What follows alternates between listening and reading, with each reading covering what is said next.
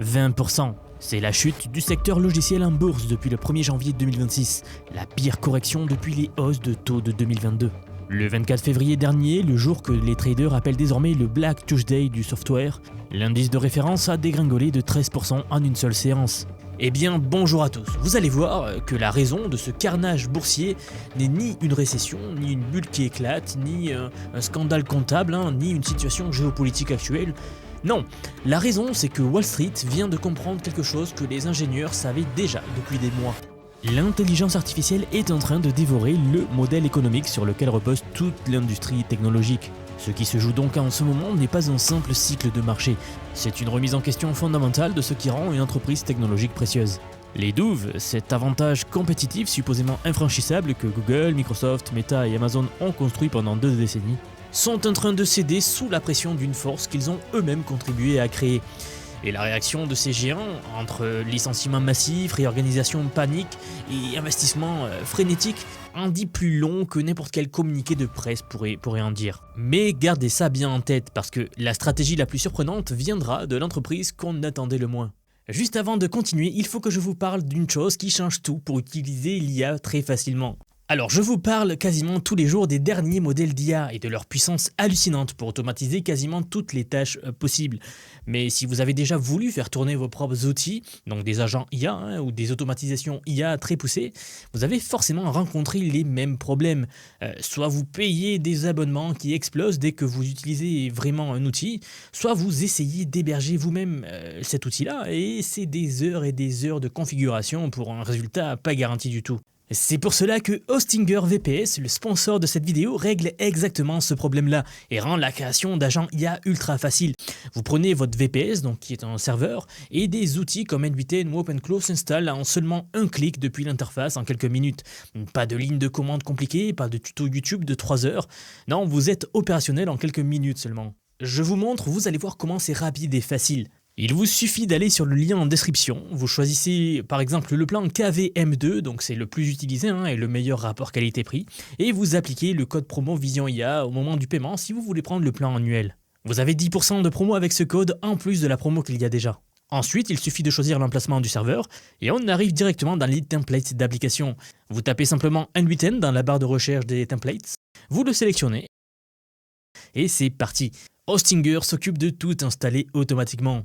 Quelques minutes plus tard, vous accédez à votre panneau général. Alors c'est l'interface qui centralise la gestion de votre VPS, votre serveur. Et en un clic, vous ouvrez directement N8N.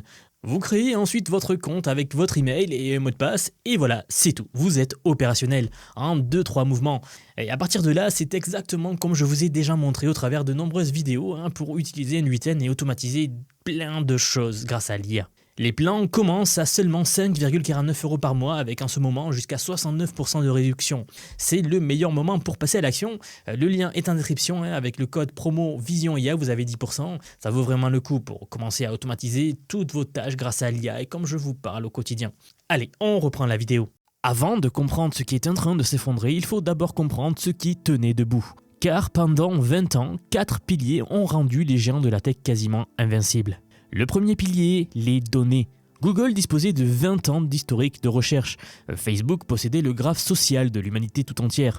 Amazon qui savait ce que chaque consommateur achetait, et quand il l'achetait et pourquoi il l'achetait. Ces données étaient irremplaçables. Pour les obtenir, il aurait fallu reconstruire des plateformes entières depuis zéro. Deuxième pilier, les effets de réseau. Tout le monde utilise Google tout simplement parce que tout le monde utilise Google. Plus une plateforme attirait d'utilisateurs et plus elle devenait utile, ce qui attirait encore plus d'utilisateurs, ainsi de suite. Un cercle vertueux que personne ne pouvait briser de l'extérieur. Troisième pilier, l'infrastructure. Faire tourner des services à l'échelle mondiale nécessitait des data centers sur chaque continent, des milliards de dollars en matériel, des années de construction. Aucune start-up ne pouvait rivaliser. Quatrième pilier, les talents. Les meilleurs chercheurs, les meilleurs ingénieurs travaillaient tous chez les géants. Ils y étaient les mieux payés, ils y avaient les meilleures ressources. Vous savez, pendant plus de 2 décennies, ces 4 piliers semblaient vraiment permanents. Les grands devenaient plus grands, l'écart se creusait encore et encore, la concurrence était une illusion. Puis l'IA a tout changé et chaque pilier a commencé à se fissurer. Vous vous en doutez, mais le premier à céder a été celui des données. Il s'avère qu'on n'a pas besoin de données propriétaires quand on dispose de l'intégralité d'Internet, de l'accès à toutes les données présentes sur Internet en fait. Les modèles d'IA entraînés sur des données publiques et des corpus synthétiques rivalisent désormais avec ceux entraînés sur des bases privées. L'avantage informationnel de Google perd de sa pertinence quand une IA peut synthétiser l'information provenant de partout en une fraction de seconde. Le deuxième pilier, les effets de réseau, pourraient même jouer contre les géants à présent. L'IA permet un niveau de personnalisation qui rend les réseaux humains moins nécessaires. Imaginez, si une IA peut vous fournir du contenu parfaitement adapté à vos goûts, à votre contexte, à des choses que vous-même vous ignorez et que l'IA sait de vous. Pourquoi avoir besoin de voir ce que vos contacts ont publié ? Si une IA peut répondre directement à vos questions avec des sources vérifiées, pourquoi naviguer à travers des pages de liens sponsorisés ? Je pourrais continuer comme ça longtemps. Parce que c'est précisément ce mécanisme qui explique le crash boursier du secteur logiciel. Le modèle SaaS, donc le Software as a Service, repose sur un principe assez simple. Facturé par utilisateur, par siège ou par mois. C'est le modèle économique dominant de toute l'industrie depuis 20 ans. Et le 24 février 2026, Anthropic a lancé Claude Cowork, un produit qui a démontré en temps réel comment des agents IA peuvent exécuter des flux de travail complexes de bout en bout. Révision juridique, analyse financière, support client, gestion de projet, exactement les catégories pour lesquelles les entreprises SaaS facturent entre 20 et 150 $ par siège et par mois. Les directeurs informatiques ont compris le message. Un sondage réalisé ce mois-ci en mars révèle que 40% des budgets IT sont en train d'être réalloués des abonnements SaaS traditionnels vers des plateformes agentiques IA. Atlassian, le géant des outils de collaboration, a enregistré en mars son tout premier recul de compte entreprise. Et pour une entreprise dont la totalité du modèle de revenus repose sur l'expansion du nombre de sièges, c'est un séisme. Et le troisième pilier, l'infrastructure, subit un assaut d'un genre inattendu. Les chercheurs d'Epoch AI ont établi que les modèles open source ne sont désormais en retard que de 3 mois sur les modèles propriétaires les plus avancés. 3 mois. L'écart que les entreprises comme OpenAI avaient mis des années à construire se comble en quelques semaines. L'illustration la plus frappante vient de la première semaine de mars 2026. Cette première semaine de mars a produit plus de sorties de modèles significatives que des trimestres entiers en 2024. OpenClaw, un système d'IA open source créé par un seul développeur autrichien, Peter Steinberger, est devenu le projet à la croissance le plus rapide de l'histoire. Jensen Huang, le patron de Nvidia, l'a comparé à Linux lors de la conférence GTC d'il y a 10 jours, et l'a qualifié de projet open source le plus populaire de l'histoire de l'humanité. Un système IA créé par un seul individu rivalise avec des infrastructures développées par des milliers d'ingénieurs. Et en parallèle, Alibaba a publié Qwen 3.5, un modèle de 9 milliards de paramètres qui surpasse un modèle propriétaire de 120 milliards de paramètres sur des benchmarks de raisonnement doctoral. 13 fois plus petit, gratuit, open source et plus performant. C'est exactement le scénario cauchemardesque pour les géants, parce que si un modèle de 9 milliards de paramètres suffit, alors à quoi servent les data centers à plusieurs milliards de dollars ? À quoi servent les clusters de GPU, de cartes graphiques qui consomment autant d'électricité qu'une ville ? Mais vous savez, le plus surprenant arrive dans ce que je vais vous raconter dans quelques secondes. Parce que la réaction des géants face à cette menace, elle est tout aussi révélatrice que la menace elle-même. La quatrième d'œuvre, le talent, est celle qui s'érode le plus, visiblement. Yann LeCun, considéré comme l'un des 3 pères fondateurs du deep learning, de l'IA, a quitté Meta pour fonder Amid Labs et vient de lever plus d'1 milliard de dollars en amorçage, le plus gros tour de site de l'histoire européenne. Son pari est assez radical. Abandonner l'architecture des grands modèles de langage au profit de modèles du monde, basés sur une architecture appelée GEPA. Il est soutenu par Jeff Bezos, par Nvidia et par des fonds souverains. Si LeCun a raison, tout l'avantage accumulé par OpenAI, Google et Microsoft autour des LLM pourrait s'évaporer du jour au lendemain. Et il n'est pas le seul à partir, si on ressort les stats, on ressort des études très récentes. Par exemple, un chiffre, 95% des développeurs professionnels utilisent désormais des outils de codage par IA, au moins une fois par semaine. On va être honnête, entre nous, on sait tous que les développeurs pros l'utilisent beaucoup plus qu'une fois par semaine. Un fondateur de start-up a récemment livré un produit SaaS complet en 3 semaines, seul avec un assistant de codage IA. Un travail qui aurait normalement nécessité 4 développeurs pendant 3 mois. 38% des entreprises générant plus d'1 million de dollars de chiffre d'affaires annuel sont aujourd'hui dirigées par des solopreneurs, donc qui ont remplacé des embauches traditionnelles par des workflows automatisés IA. Le levier s'est inversé. Les talents n'ont plus besoin de géants. Ce sont les géants qui ont besoin des talents. Pendant ce temps, de l'autre côté du Pacifique, la pression ne faiblit pas. DeepSeek recrute massivement dans l'IA agentique avec 17 nouvelles offres spécialisées. Alibaba, Baidu et Tencent ont tous des programmes compétitifs avec un accès à des ressources considérables. Et la différence fondamentale, c'est que ces acteurs ne sont pas soumis aux mêmes impératifs de rentabilité que leurs homologues américains. La Chine a d'ailleurs développé ses propres solutions de puces avec Huawei ou Capricorn pour contourner les restrictions américaines sur les semi-conducteurs. La guerre technologique se joue désormais sur le terrain de l'efficience et non plus de la taille brute. Anthropic, de son côté, a récemment accusé DeepSeek, Moonshot AI et même Minimax d'avoir orchestré des campagnes de distillation industrielle contre Claude. Plus de 16 millions d'échanges générés via 24 000 faux comptes, ciblant les capacités de raisonnement et de programmation. C'est un vol de propriété intellectuelle d'un nouveau genre. Bien, et c'est là que l'histoire prend un tournant inattendu. La réaction des géants face à toutes ces menaces est un mélange de panique et de paris stratégiques massifs. Google a lancé sa 3e vague de départs volontaires, ciblant l'organisation commerciale mondiale. Les estimations évoquent même jusqu'à 30 000 suppressions de postes. Meta a éliminé 1500 postes dans Reality Labs. Amazon qui mène le bal avec 16 000 postes déjà supprimés. Au total, ce sont près de 60 000 emplois qui ont été supprimés dans le secteur tech depuis janvier 2026, dont 20% sont explicitement liés à l'automatisation par l'IA. Ce ne sont pas juste des ajustements conjoncturels, ce sont les symptômes d'une migration structurelle de la valeur. Microsoft, de leur côté, ils vivent une situation paradoxale. L'entreprise a investi des dizaines de milliards dans OpenAI, vous le savez sans doute, et elle détient même 27% de la structure de OpenAI. Mais malgré cela, les fissures commencent à se multiplier de plus en plus. OpenAI vient de signer un accord cloud avec Amazon Web Services, et Microsoft envisagerait des poursuites pour bloquer ce rapprochement-là. OpenAI a elle-même identifié sa dépendance à Microsoft comme un facteur de risque dans ses documents d'introduction en bourse. L'entreprise la plus valorisée du monde et son partenaire stratégique commencent à se regarder avec méfiance. Mais la stratégie la plus fascinante dans ce chaos, c'est celle d'Apple.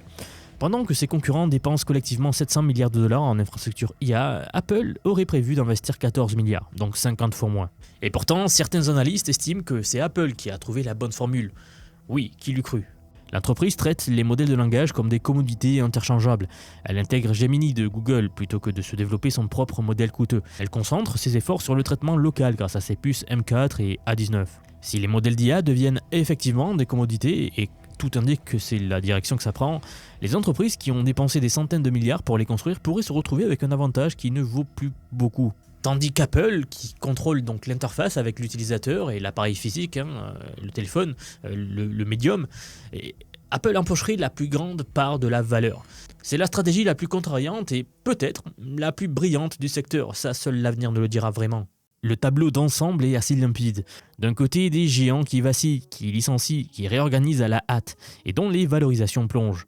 De l'autre, un écosystème ouvert, distribué, mondial, où l'innovation peut venir de n'importe où. D'un développeur autrichien qui crée un système d'IA open source, d'un mathématicien français qui quitte un géant pour fonder sa propre structure avec 1 milliard de dollars de valorisation directe, d'un fondateur qui expédie un produit complet en 3 semaines depuis son salon. Nvidia, pourtant au sommet de la chaîne de valeur, a choisi de soutenir massivement l'open source avec NemoClaw, plutôt que de vendre des solutions propriétaires. Quand le fournisseur de pelles de la ruée vers l'or décide de soutenir les prospecteurs indépendants plutôt que les grandes mines, le signal est assez clair. La valeur migre vers la périphérie. Gartner rapporte que 40% des contrats SaaS d'entreprises incluent désormais des composantes basées sur les résultats, plutôt que sur les nombres de sièges ou de places. Donc je vous le répète pour que tout le monde comprenne bien, le modèle qui a défini l'industrie pendant 20 ans est en train de se transformer sous nos yeux. Nous vivons un moment rare, un moment où les règles du jeu sont en train d'être réécrites en temps réel, où les avantages acquis comptent moins que la capacité d'adaptation, et où un seul individu déterminé, avec les bonnes compétences, peut accomplir ce qui nécessitait une équipe de 50 personnes, il y a encore 2 ans à peine. On parle pas de 20 ans en arrière, on parle de 2 ans en arrière. Alors, la question n'est pas de savoir si les géants vont disparaître ou pas, car, spoiler, ils ne disparaîtront pas, mais leur domination n'est plus assurée. Et c'est la première fois que l'on peut dire ça depuis la naissance du smartphone. Alors si vous sentez que l'écart se creuse entre ce que l'IA rend possible et ce que vous savez en faire, si vous voulez faire partie de ceux qui maîtrisent ces outils plutôt que ceux qui les subissent, si vous voulez comprendre comment transformer cette disruption en une opportunité concrète, car les opportunités sont partout en ce moment, alors j'ai justement quelque chose pour vous. J'aimerais vous dire que depuis quelques mois déjà, j'ai construit un programme d'apprentissage unique. Je vous apprends l'IA sous tous ses aspects. C'est un parcours que j'ai créé et pensé pour vous transmettre tout ce que je sais. Alors non seulement sur les modèles d'IA comme ChatGPT, Gemini de Google, Grok de Elon Musk, Claude, etc. Je vous montre en fait et surtout la manière de les intégrer concrètement dans votre vie, dans votre travail, dans vos projets. Et ce que vous soyez salarié, indépendant, entrepreneur ou même à la retraite. Car oui, nous avons beaucoup de retraités dans la communauté et ils utilisent l'IA au quotidien. J'ai récemment sorti la plus grosse mise à jour à ce jour de la formation. Ça fait un petit moment que j'en parlais, mais ça y est, elle est là, elle est en ligne. C'est un module entièrement dédié à l'automatisation par IA, donc en utilisant N8N. Autrement dit, la création d'agents IA, donc des espèces de salariés virtuels qui vont travailler pour vous et tout faire pour vous. En somme, vous faire gagner des heures et des heures et des heures. Vous êtes déjà plus de 6 à 7 000 à avoir rejoint ce programme, donc merci pour tout ce soutien. Et enfin, sachez qu'il n'y a pas besoin d'être développeur, pas besoin d'avoir un profil technique. Je vous prends par la main et pas à pas, avec des leçons vidéo claires, des cas concrets pratiques, on voit tout ce qui touche à l'IA.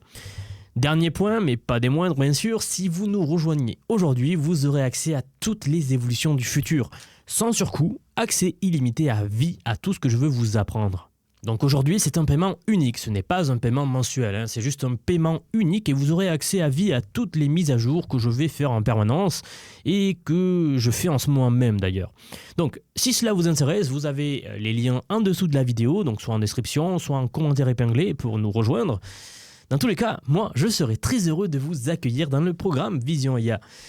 Si vous êtes encore là, merci d'avoir regardé cette vidéo jusqu'au bout et je vous dis à très vite pour la prochaine vidéo. À bientôt.